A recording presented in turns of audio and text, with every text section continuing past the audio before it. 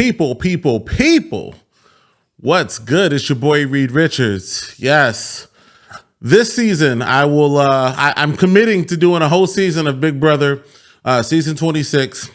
But let me tell you a little bit about myself in terms of Big Brother. So I started watching during the pandemic, the year that Xavier won.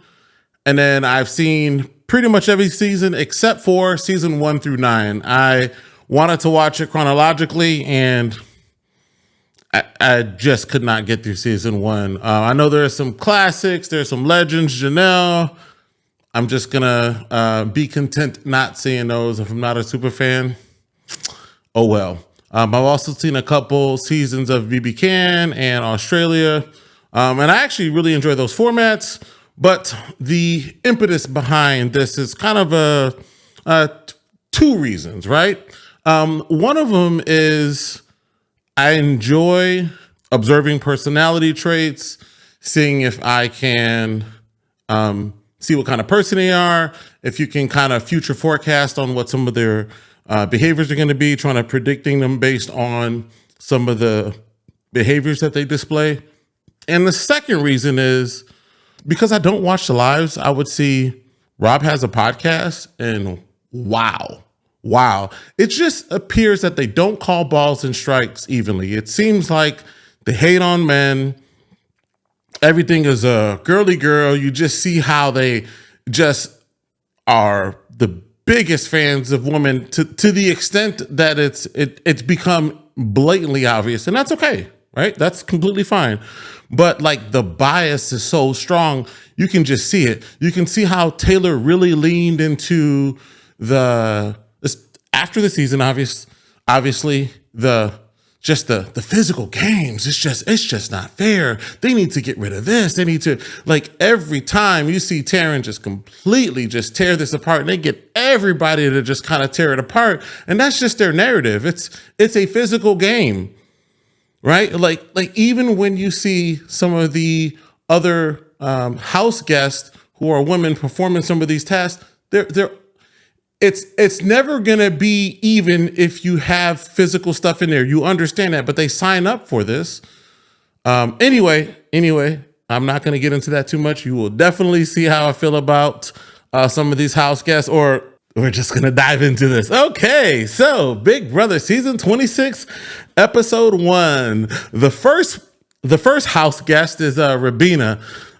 She's from LA, an event bartender, 4'9", this little 4'0" Filipino chick, first gen, right? Bossy, doesn't like to be told what to do, and she will not be mansplained to. That is a guaranteed ticket out of the house. She will vote you out.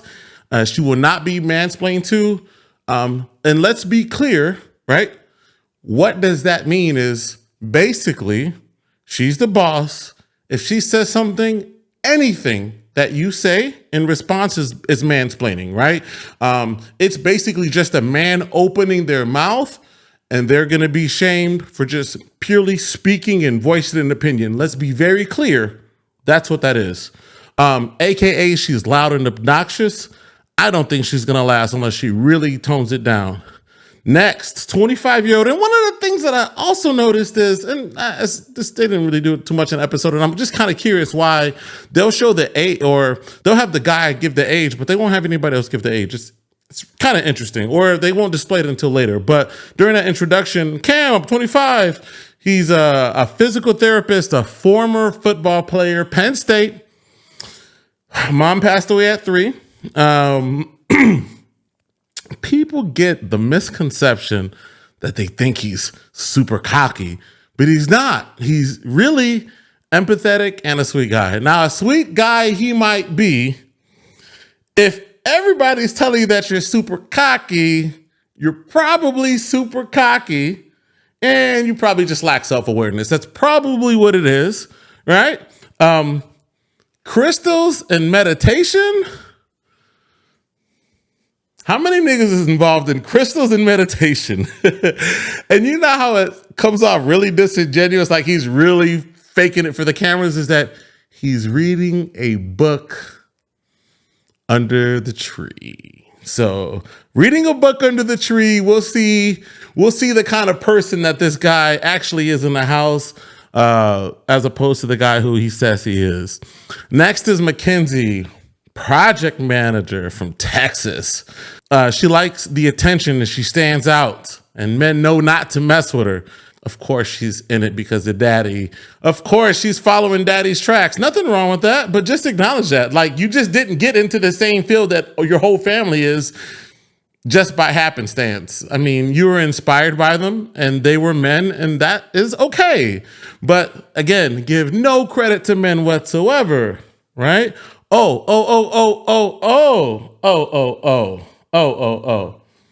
Remember this. I need to use a man will be used. If I need to, wait, hold on. Was that her? I can't even believe a guy has ever won Big Brother. Nah. If I need to use a man will be used, is what she said. If I need to use a man, now. Just remember that, right? So when you start doing all of this manipulation and you start doing all this stuff, you start turning on the charm, you start doing this, just acknowledge, or you start turning on the waterworks, just acknowledge that when you say that, there are people who acknowledge that. They are not a bad person because they don't fall for your terrible manipulation. I need to use a man will be used. Next, Joseph, 30, Tampa. Works at a video store. His intro was really short. You can tell he is not interesting at all. Poker lover and loves the strategy of the game. So we'll learn a little bit more about Joseph, I guess. And then we have Angela, a real estate agent from Utah, a wife and a mom and a nana. And one thing I know is she isn't winning competitions because she's a 50-year-old white woman who just doesn't appear that she works out. That is not a judgment. That's just an observation, right? That's fine, right? She's 50. She's a mom. She's a grandma. But one thing that really sticks out is she says, "I will be cutthroat when I need to be. I will have the dagger behind my back." She's not giving me Cerie vibes. That's for sure. She's not giving those vibes. And do you know how she's full of shit already? It's because she was crying when she got in the house. So overly emotional from the get-go. Overly emotional. I know for a fact she is not who she says she is. She is not about that life. Just an observation. Let's continue. Then we have Chemo from Hawaii. Hey, listen, they have to throw the token. Well, it seems like they've thrown a lot more people of color in there as of recent. And they always gotta have the token person from the LGBT community. So Keo, you can tell he's pushing the culture already. He's a culture pusher. Queer.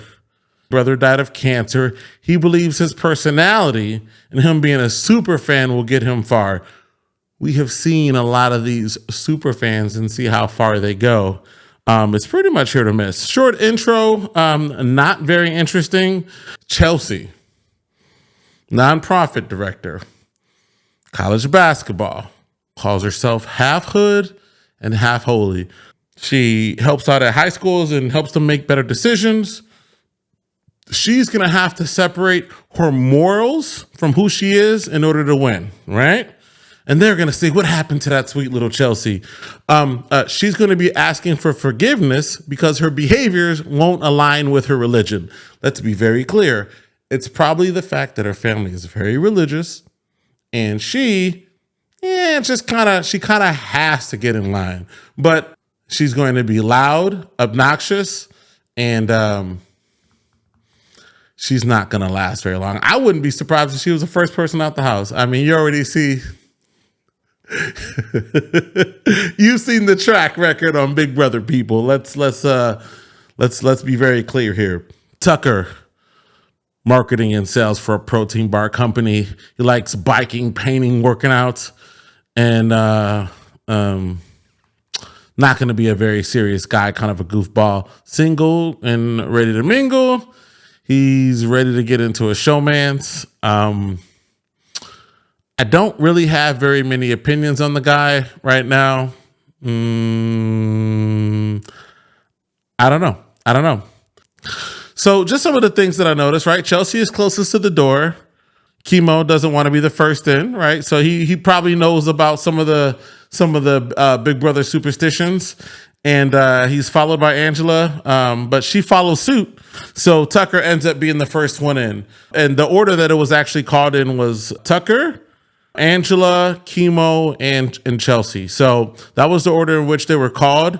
As Chemo being a super fan, he obviously knows about the curse.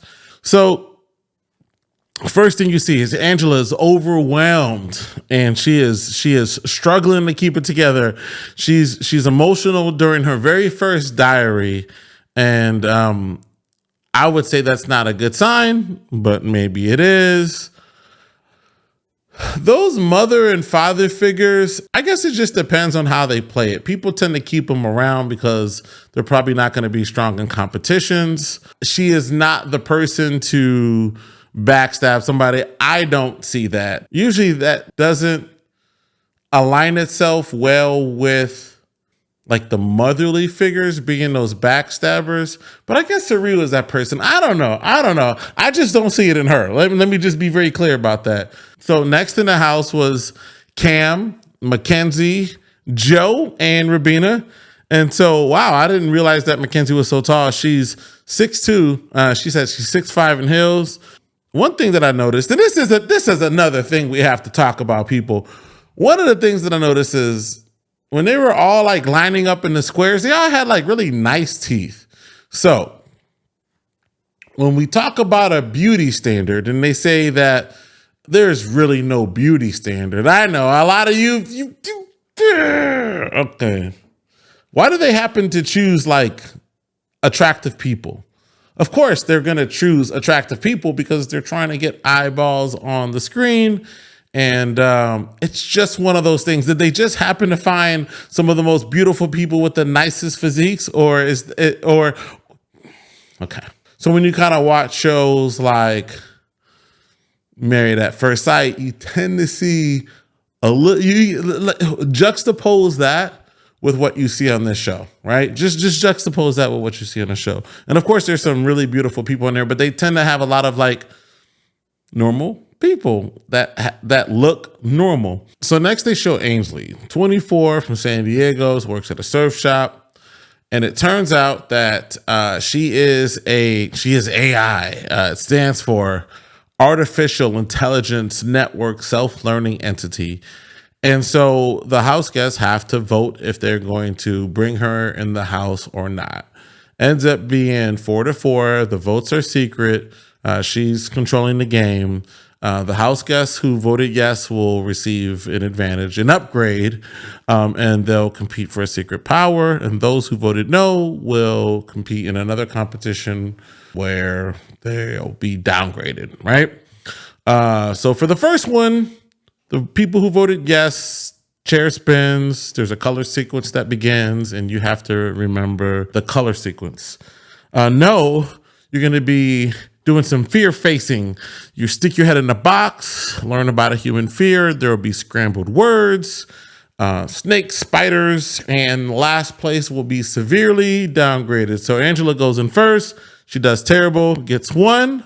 It's just her first challenge. How physical is this? She got 1. She got 1. What can you do to make this game equal? She got 1. Tucker goes second. They got the fear and gets the panic, anxiety, dread. Appears to be pretty well, do pretty well. Joseph gets the spin game. He gets 4. Rubina does the spin game and she's tied with Tucker. Cam gets the fear game and seems to do okay. And Chelsea, fear game, last place. Mackenzie does the spin game and she's tied with Joseph. So it was 4-on-4 for people who voted yes and people who voted no.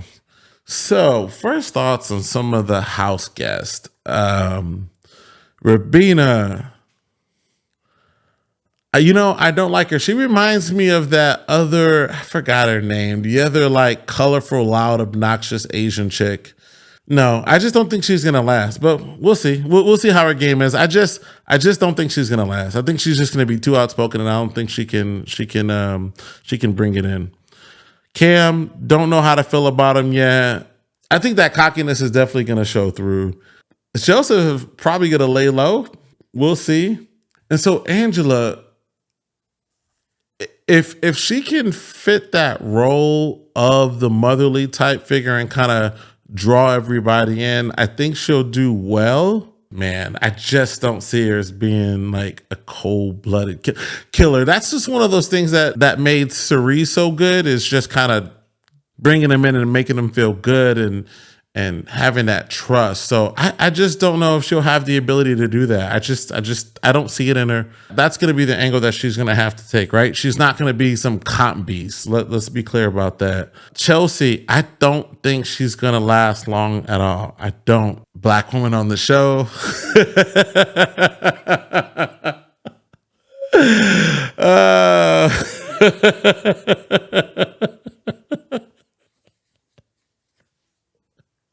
They ain't built for Big Brother. They run their fucking mouth too much. Let's be clear about that. Tucker, he just seems like a bit of a, I don't know, kind of like a tryhard. He comes off like really fake. I don't know, man. Oh boy. I guess based on this first set of people from the house, I don't really know how I feel about him. I don't know how I really feel about him. I think maybe Cam and maybe Mackenzie, who'll make it the furthest out of here. But that's it. And so I'm going to be filming that second episode right now.